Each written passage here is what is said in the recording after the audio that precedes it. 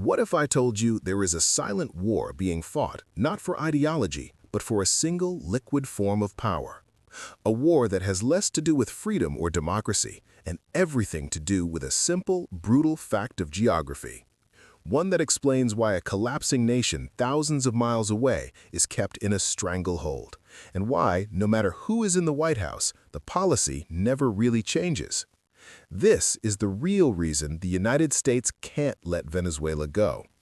But to understand this, you have to go back to a secret most oil companies would rather you forget, a secret buried beneath the waves of the Caribbean Sea. In 1914, a well named Zumac I blew open Venezuela's destiny. Black gold erupted into the sky.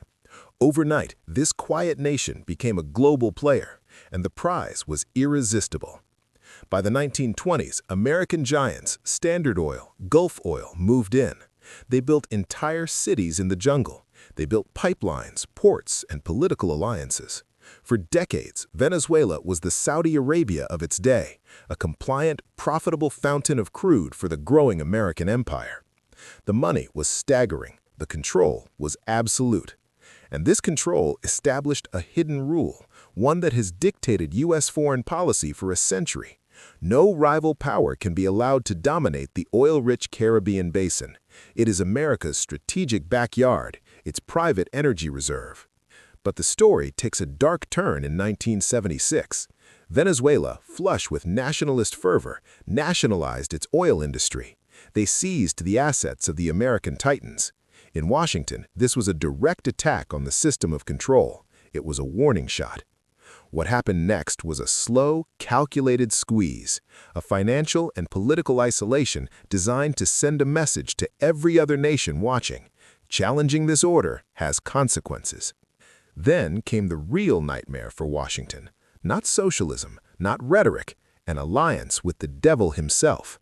In the early 2000s, Hugo Chávez, swimming in cash from high oil prices, began to actively break the rules. He offered cut-rate oil to Cuba, propping up America's oldest enemy. He courted Iran, and most crucially, he handed Russia a golden key.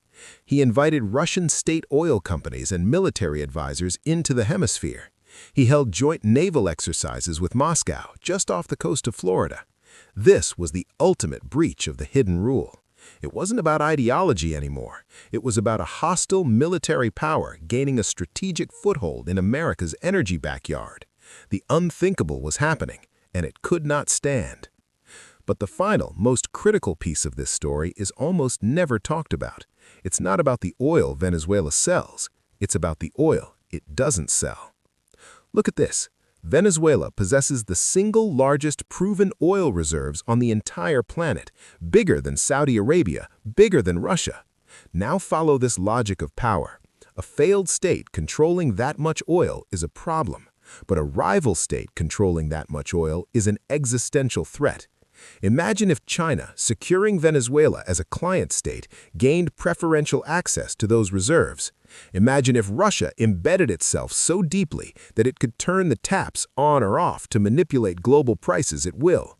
The entire petrodollar system, the foundation of American financial power for decades, would face its most dangerous challenger. The U.S. isn't fighting for Venezuela's oil today. It is fighting to prevent anyone else from claiming it tomorrow. This is why the sanctions are so brutal, so total. They are not just punishment, they are a weapon of economic siege designed to collapse the regime from within, to create so much pain that the government falls and a new, compliant one can be installed. It is a cold financial war, and the collateral damage is measured in millions of human lives, in hunger, in exodus, in desperation. Almost no one talks about this part. The policy is a success, even as the nation burns, because as long as Venezuela is paralyzed, its oil stays in the ground, and as long as that oil is in the ground, it belongs to no rival. The strategic backyard remains secure. So when you see the headlines, the sanctions, the political posturing, look past the story of democracy versus dictatorship. See the older, darker game. It is a game about liquid power buried in the earth. It is about a map drawn in oil, where geography is destiny and independence is the one sin that cannot be forgiven.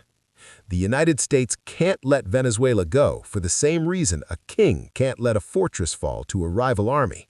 Not because of what's inside today, but because of who might walk through its gates tomorrow. The real question is not about Venezuela.